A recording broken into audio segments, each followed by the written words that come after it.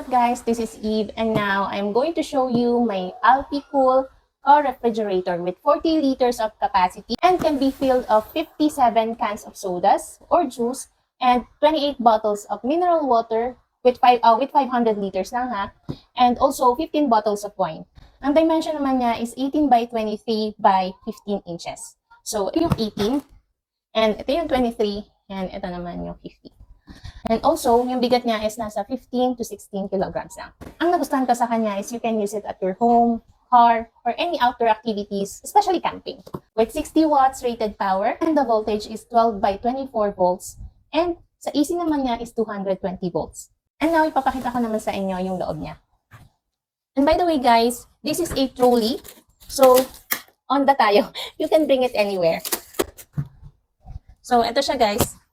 Pag binuksan nyo, yung pinaka-bungad niya is hindi ganun kalawak. But then, sa pinakababa niya, malawak siya guys. So, accommodate niya yung hanggang dito. Pero dito hindi. So, siguro dahil nandito yung power station niya or makina. So, meron tayong box dito.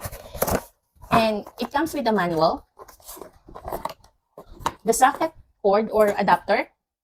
And the car charger adapter.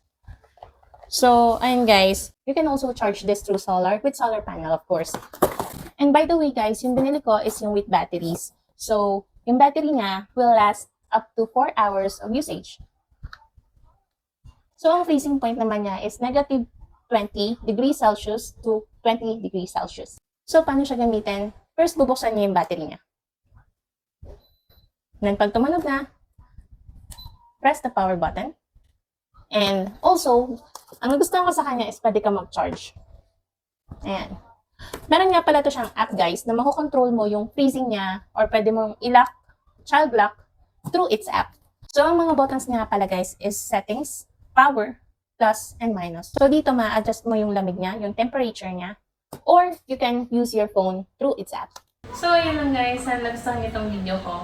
Bye!